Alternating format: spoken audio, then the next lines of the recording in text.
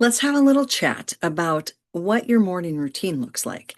And no, don't worry, I'm not here to take away your coffee, but I am here to challenge you in thinking about what you might be doing first thing in the morning, especially if the thing that you're doing is skipping breakfast or running on caffeine. Now, listen. What you do in the first 30 minutes of your day can make or break your energy, your mood, your metabolism, and yes, your hormone balance for the rest of the day. So, today we're talking about why eating within 30 minutes of waking up is one of the most underrated health habits that you can start, especially if you're over 35, in perimenopause, or trying to lose fat without losing your mind. So, let's get into it. Here's what happens when you wake up. Your cortisol, aka your wake up and get stuff done hormone, is already naturally high. And that's normal and that's good. If you wake up really tired all the time, then you might just want to get your cortisol checked. And you can test cortisol in the blood. However, it's better to test it in your saliva at various points throughout the day. And so the best way to do it is to test it at like 8 in the morning, noon, 4 o'clock in the afternoon, and 8 p.m. That will give a better indicator of how your cortisol levels change throughout the day and if they're changing appropriately.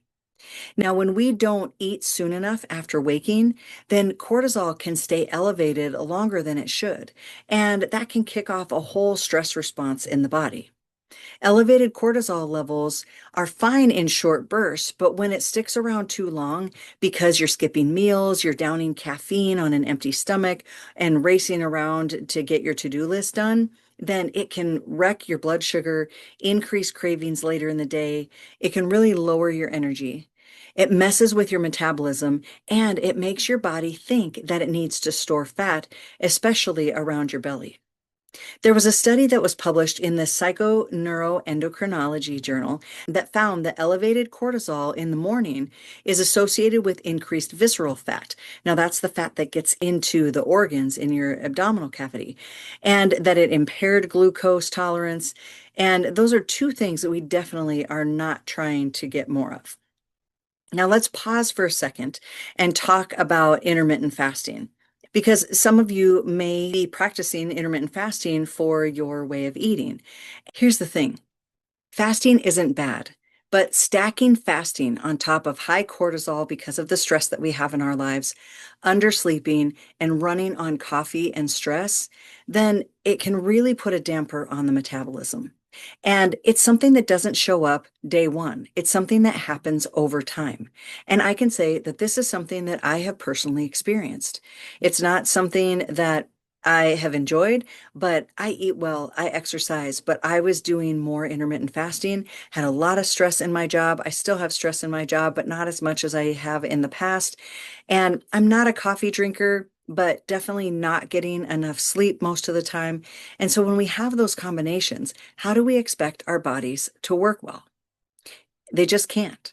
And that's why eating something real and eating it early is your way of telling your body, hey, we're safe. You don't need to panic. Let's do this day together. Now, this is what I coach with my clients. I believe that there is a time and a place for intermittent fasting or time restricted eating, whichever one you want to call it. We need to have balance. If you do practice intermittent fasting, then try a gentler version. Fast 12 hours overnight. Don't eat anything after dinner and then have breakfast at a normal time in the morning. Okay, make it about 12 hours. Then eat within an hour of waking. Keep your first meal protein rich and really low in sugar or no sugar, and see how your body responds. You can always adjust as needed, but this is about listening to our bodies and not punishing our bodies. So thinking about, well, what should I eat if I'm going to eat within 30 minutes? And this is a great question because your first meal should really contain 20 to 30 grams of protein. And actually, I would say that every meal or snack should have about 20 to 30 grams of protein. We can do some specific calculations for that. And I do that with my clients when I work with them is figure out what is the appropriate amount for their health goals, for their exercise regimen.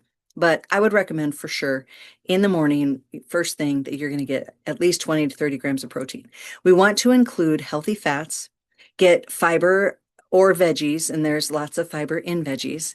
We want to avoid processed sugar and carbohydrates that don't include any protein or fat. And so we might call them naked carbohydrates. So thinking about just eating a banana by itself without maybe having some protein-rich oatmeal, or because there are some of the different kinds of oatmeal that you can get that do have a higher amount of protein in them.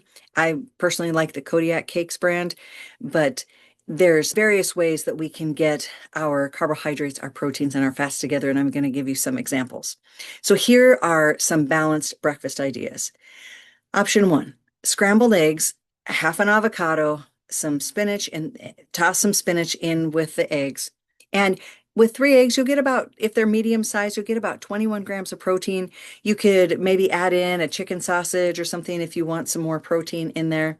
And you could even add a slice of whole grain or multigrain or sprouted grain toast and spread the avocado on that. How about a protein smoothie as another option? A scoop of quality protein powder that has about 20 to 25 grams of protein. And I personally like bone broth protein because it just adds a whole other array of health benefits to that. A tablespoon of nut butter. So in this protein smoothie, we have a scoop of protein powder.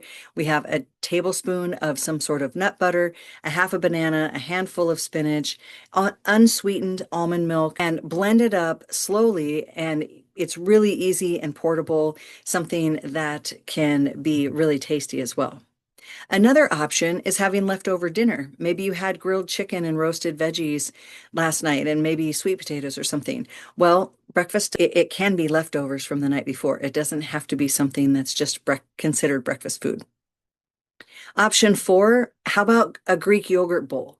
So think about a like 3/4 cup of plain Greek yogurt. That would be approximately 18 grams of protein, kind of depends on the brand that you get. A tablespoon, a teaspoon to a tablespoon of chia seeds, fresh berries, maybe a little dash of raw honey, and sprinkle with some hemp seeds. And you can add a boiled egg on the side and get a little extra protein as well. When you hit that 25 to 30 grams of protein in your first meal, you're supporting your cortisol rhythm. You're balancing your blood sugar, you're kickstarting your metabolism, and reducing the chance of that 3 p.m. energy crash that makes you start looking for cookies to eat. Your metabolism is like a fire. If you don't feed it in the morning, then it doesn't burn hotter as the day goes on. It just burns slower. And when your body thinks it's in famine, and even if you're just skipping breakfast, then it shifts to survival mode.